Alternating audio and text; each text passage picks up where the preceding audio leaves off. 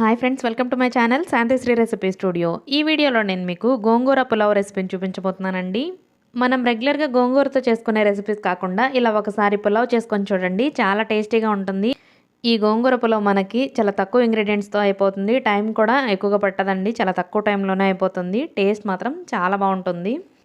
ఇంకా లేట్ చేయకుండా ప్రాసెస్లోకి వెళ్ళిపోదాం. ముందుగా మనం స్టవ్ ఆన్ చేసి ప్యాన్ పెట్టుకొని ఇందులో అరకప్పు ఆయిల్ని పోసుకొని ఆయిల్ హీట్ అయిన తర్వాత ఇందులో మీడియం సైజ్ ఉల్లిపాయని ఇలా స్లైసెస్గా కట్ చేసుకొని, మీడియం సైజ్ 2 ఉల్లిపాయలను తీసుకొని ఇలా స్లైసెస్గా కట్ చేసుకొని బాగా ఫ్రై చేసుకోవాలి. ఎంత ఫ్రై చేసుకోవాలంటే కలర్ కంప్లీట్గా చేంజ్ అయిపోవాలన్నమాట.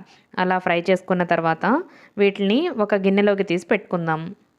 ఫ్రైడ్ ఆనియన్స్ని మనం ఈ కలర్ వచ్చిన తర్వాత తీసేస్తే బయటకు తీసిన తర్వాత ఇంకొంచెం కలర్ వస్తాయండి. వీటిని తీసి పక్కన పెట్టుకున్న తర్వాత దీంట్లో ఎక్స్ట్రా ఆయిల్ అంతా తీసేసి 1 టేబుల్ స్పూన్ ఆయిల్ ఉండేంత ఆయిల్ ఉంచుకొని ఇందులో ఒక బిర్యానీ ఆకు, ఒక 3-4 యాలకులు, ఓ ఇంచు దాల్చిన చెక్క, 2 అనాచి పువ్వు, 4 లవంగాలు, ఒక 3 మరాఠీ మొగ్గలు యాడ్ చేయాలి.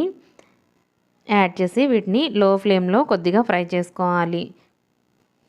ఈ హోల్ గరం మసాలా అంతా కొంచెం ఫ్రై అయిన తర్వాత ఇందులో మనం ఒక 10-15 జీడిపప్పు పలుకుల్ని యాడ్ చేసుకోవాలండి. ఇది కొంచెం కలర్ చేంజ్ అయిన తర్వాత ఇందులో మనం చీలికలుగా కట్ చేసి పెట్టుకున్న 4 పచ్చిమిర్చిని యాడ్ చేయాలి.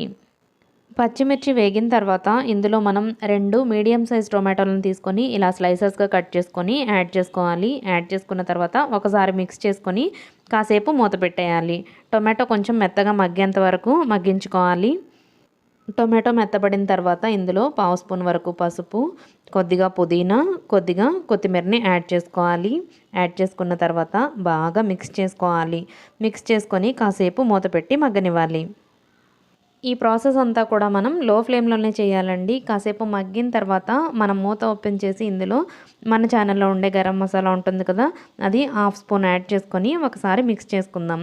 ఇలా బాగా మిక్స్ చేసుకున్న తర్వాత ఇందులో 2 టీ స్పూన్ల వరకు అల్లం వెల్లుల్లి పేస్ట్ని యాడ్ చేయాలి. 2 టీ స్పూన్ల వరకు అల్లం వెల్లుల్లి పేస్ట్ని యాడ్ చేసి అల్లం వెల్లుల్లి పేస్ట్ పచ్చివాసన అంతా పోయేంత వరకు కాసేపు వేగనివ్వాలి.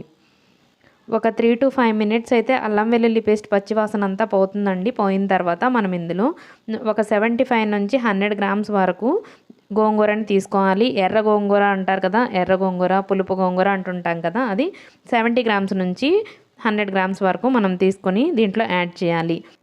యాడ్ చేసి ఒకసారి బాగా మిక్స్ చేసుకోవాలి. మిక్స్ చేసుకున్న తర్వాత కాసేపు మూత పెట్టి లో ఫ్లేమ్లోనే ఉడికించుకోవాలండి. గోంగూరని యాడ్ చేసిన తర్వాత కూడా గోంగూర పూర్తిగా మెత్తబడేంత వరకు మగ్గించుకోవాలి.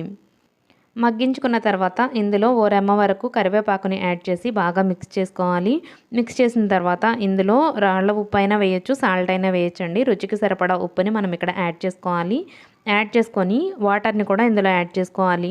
వాటర్ కొలత ఎలాగంటే మనం 1 గ్లాస్ బియ్యం తీసుకున్నామంటే 1.5 కన్నా కొంచెం ఎక్కువ వాటర్ని తీసుకోవాలి. అంటే 1 గ్లాస్ రైస్కి 1.75 గ్లాస్ వాటర్ అయితే కరెక్ట్గా సరిపోతుందండి. కుకింగ్ అనేది మనకి పర్ఫెక్ట్గా వస్తుంది. ఈ వాటర్ మరగనివ్వాలి. మరుగుతున్నప్పుడు మనం ముందుగా నానబెట్టుకున్న సోనా మసూరి బియ్యాన్ని ఇందులో యాడ్ చేసుకోవాలి. మీకు ఇష్టమైతే బాస్మతి రైస్నైనా యాడ్ చేసుకోవచ్చండి. నేనైతే ఇక్కడ సోనా మసూరి బియ్యంతో చేస్తున్నాను. ఇలా మనం రైస్ని యాడ్ చేసిన తర్వాత ఒకసారి మిక్స్ చేసుకొని మనం కాసేపు హై ఫ్లేమ్లో ఉడికించుకోవాలి. ఒక 5 మినిట్స్ పాటు హై ఫ్లేమ్లో ఉడికించుకోవాలండి. హై ఫ్లేమ్లో ఉడికించుకున్న తర్వాత లో ఫ్లేమ్లో పెట్టేసుకోవాలి. రైస్ మనకి ఈ స్టేజ్లో ఉన్నప్పుడు మనం ఫ్రైడ్ ఆనియన్స్ ఉన్నాయి కదండి, వాటిని సగం తీసుకొని ఇక్కడ యాడ్ చేసుకోవాలి. యాడ్ చేసుకొని కాసేపు మూత పెట్టేయాలి. ఇలా ఈ స్టేజ్లోకి వచ్చిన తర్వాత మనం ఇంకా లో ఫ్లేమ్లో ఉడికించుకోవాలండి. లో ఫ్లేమ్లో కాసేపు ఉడికిన తర్వాత ఒకసారి మిక్స్ చేసుకోవాలి. మిక్స్ చేసుకున్న తర్వాత ఇంకా కొద్దిగా చెమ్మ ఉంది కదా, ఈ చెమ్మ కూడా కొంచెం పూర్తిగా పోయేంత వరకు ఉడికించుకోవాలి. ఇలా ఒకసారి మిక్స్ చేసుకున్న తర్వాత కాసేపు మూత పెట్టేయాలి. ఇప్పుడు మనం మూత ఓపెన్ చేసి మిగిలిన ఫ్రైడ్ ఆనియన్స్ ఉన్నాయి కదండి, వాటిని కూడా పైన మనం వేసేసుకొని ఇంకా మనం వేడివేడిగా సర్వ్ చేసేసుకోవచ్చు అనమాట. మనకైతే గోంగూర పులావ్ రెడీ అయిపోయిందండి. ఈ సింపుల్ టేస్టీ డిఫరెంట్ పులావ్ని మీరు కూడా ట్రై చేసి మీకు ఎలా వచ్చిందో నాకు కింద కామెంట్ సెక్షన్లో చెప్పండి.